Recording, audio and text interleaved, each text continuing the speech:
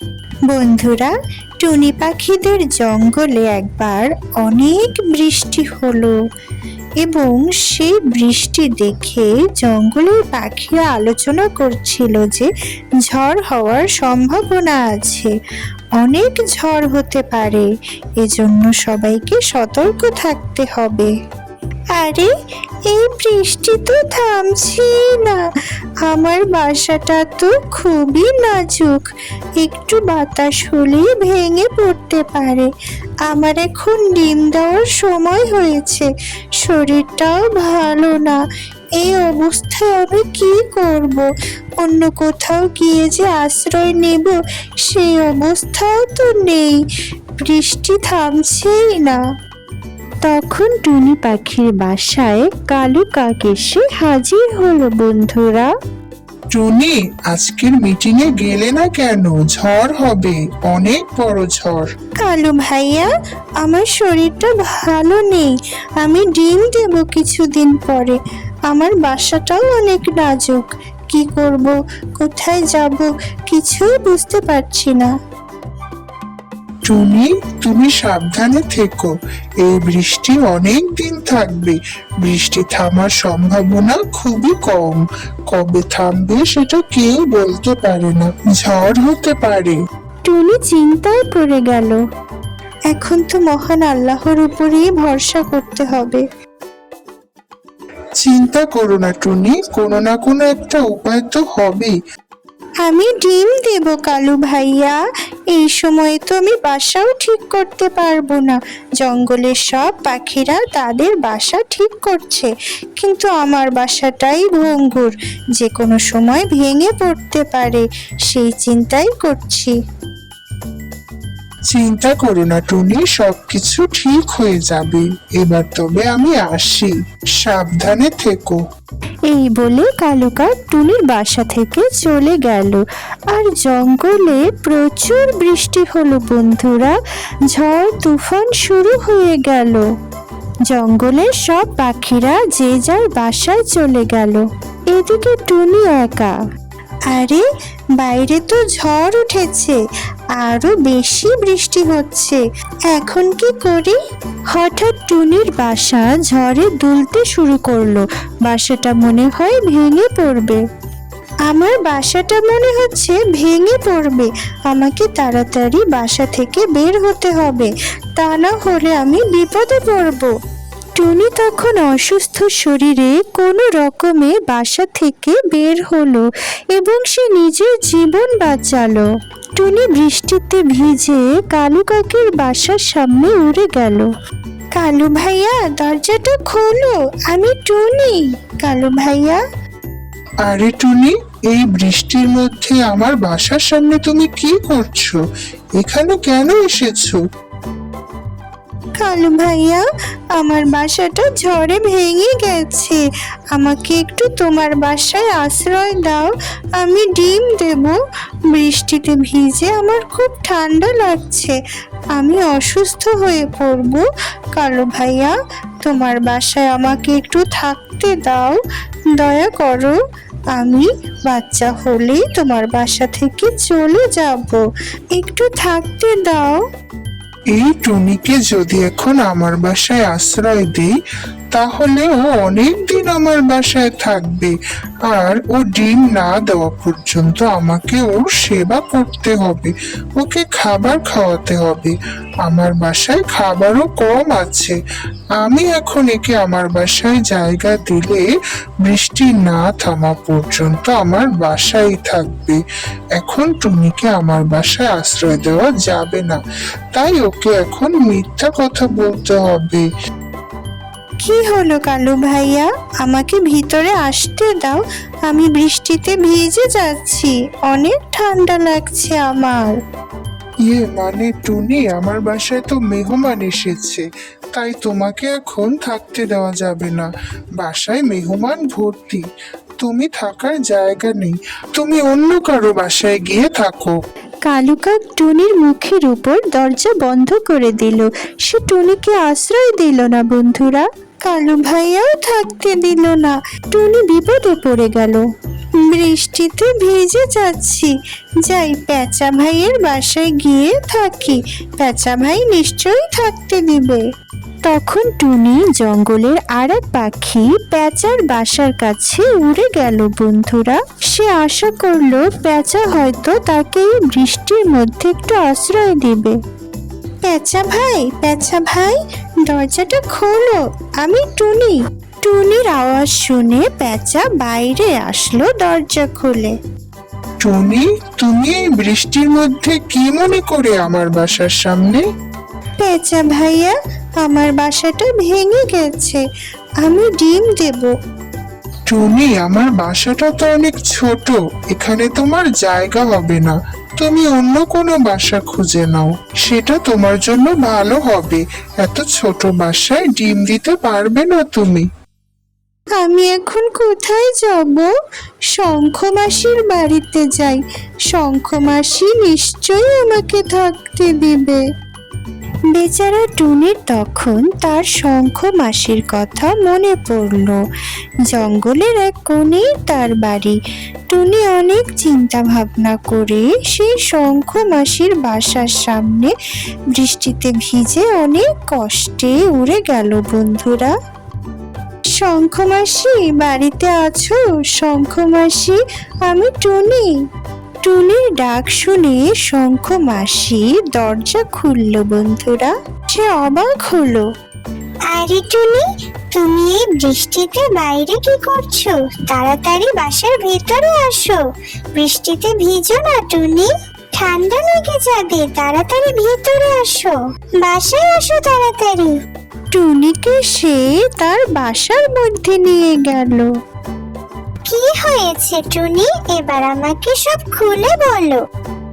শঙ্খ মাসি, আমার বাসাটা বৃষ্টিতে ভেঙে গেছে, আমি ডিম দেব, তাই শরীরটা খুব খারাপ। এখন নতুন বাসা বানানোর মতো শক্তিও নেই আমার, খুব বিপদে পড়ে গেছি।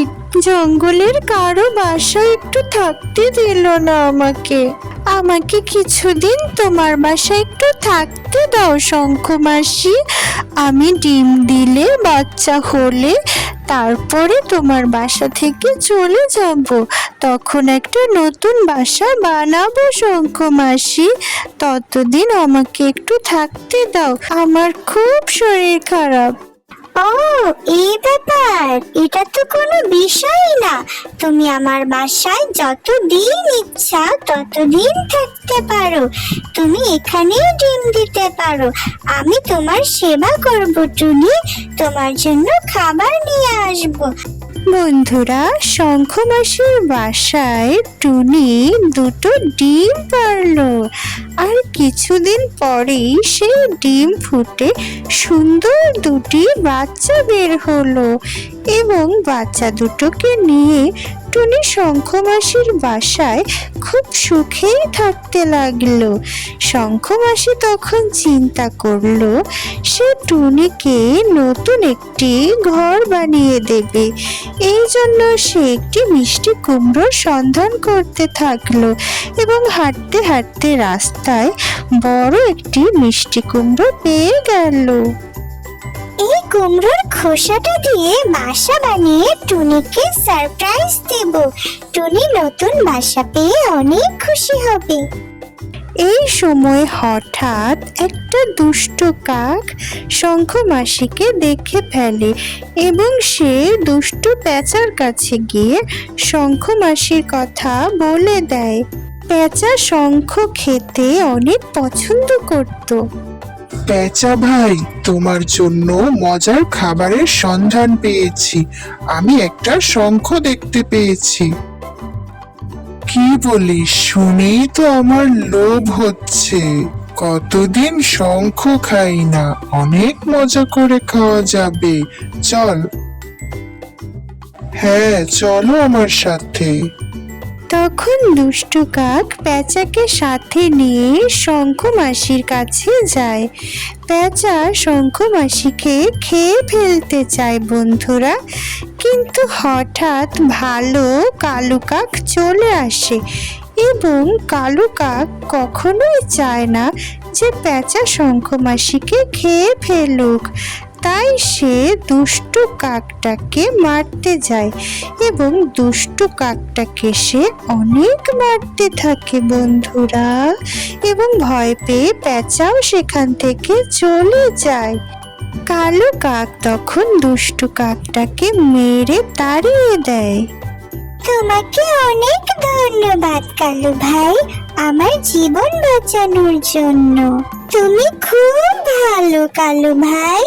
তখন কাক বলে, তুমি এখানে কি করছিলে শঙ্খ মাসি, একা একা জঙ্গলে? আমি টুনি পাখির জন্য বাসা তৈরি করছি। ওর দুটো খুব সুন্দর বাচ্চা হয়েছে। টুনি পাখি খুব খুশি হবে, তাই ওকে নতুন বাসা বানিয়ে দিচ্ছি। কাক ভাই, তুমি কি আমাকে সাহায্য করবে? এই মিষ্টি কুমড়োর মধ্যে ওকে বাসা তৈরি করে দেব। আমি টুনিকে মিথ্যে বলেছিলাম শঙ্খ মাসি। আমি টুনির সাথে খুব অন্যায় করেছি, ওকে আমার বাসায় আশ্রয় দেইনি। বেচারা ঝড় বৃষ্টিতে খুব কষ্ট পেয়েছে। টুনিকে নতুন বাসা তৈরি করে দিতে চাই। কাক তার ভুল বুঝতে পারে। আচ্ছা কাক ভাই, তাহলে একসাথে বাসাটা বানাই চলো। আমাকে তুমি টুনির বাসা বানাতে সাহায্য করো। টুনিকে একটা সারপ্রাইজ দিব, তাহলে টুনি খুব খুশি হবে। হ্যাঁ শঙ্খ মাসি, অবশ্যই সাহায্য করব, চলো। বন্ধুরা, তখন কালু কাক আর শঙ্খ মাসি দুইজনে মিলে অনেক পরিশ্রম করে টুনি পাখির জন্য সুন্দর একটি বাসা তৈরি করে দেয়। শঙ্খ মাসি বাসা তৈরি করে টুনি পাখির কাছে যায়। সে টুনি পাখিকে কিছুই বুঝতে দেয় না। শঙ্খ মাসি, তোমাকে অনেক ধন্যবাদ। ধন্যবাদ দেওয়ার কিছু নেই টুনি, তুমি এখানে থাকতে পারো। আমার বাসায় তুমি খুব ভালো থাকবে। শঙ্খ মাসি, আমার বিপদের সময় তুমি আমাকে সাহায্য করেছো, এজন্য আমি খুবই কৃতজ্ঞ। তবে এবার আমি বাচ্চাদের নিয়ে তোমার বাসা থেকে চলে যেতে চাই। এত তাড়া কিসের টুনি? তুমি এখানে আরো কিছুদিন থাকতে পারো।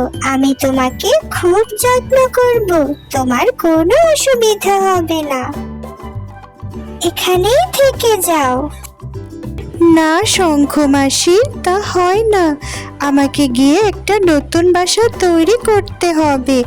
আসল কথাটা টুনিকে বলে দেয়। টুনি, তোমার জন্য একটা সারপ্রাইজ আছে। আমার সাথে বাইরে চলো।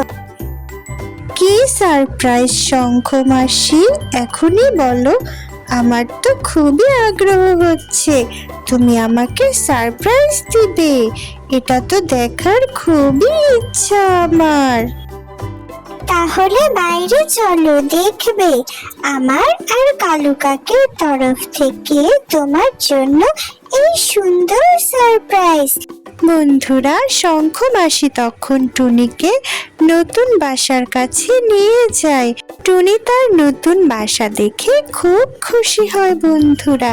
সে অনেক অবাক হয়ে যায় যে এত সুন্দর একটা বাসা। তখন কালু কাক এসেও সেখানে হাজির হয়। শঙ্খ মাসি টুনিকে সারপ্রাইজ দিতে পেরে অনেক খুশি হয় বন্ধুরা। টুনি, এটা তোমার নতুন বাসা।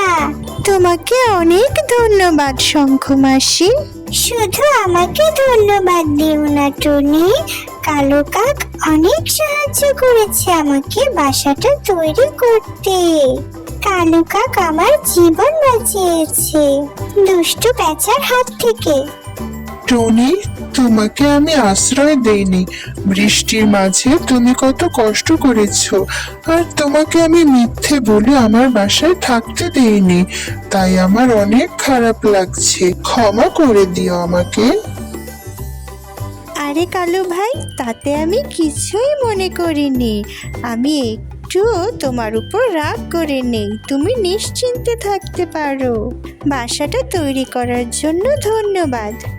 কালু কাক তখন তার হাতে করে টুনির বাসাটাকে নিয়ে উড়ে গিয়ে একটা গাছের ডালে রেখে আসে বন্ধুরা। আর এরপর থেকে সেই গাছের ডালে মিষ্টি কুমড়োর বাসায় টুনি পাখি তার বাচ্চাদের নিয়ে সুখে শান্তিতে বসবাস করতে থাকে। বন্ধুরা, লাইক করো, সাবস্ক্রাইব করো। টাটা, বাই বাই, আল্লাহ হাফিজ।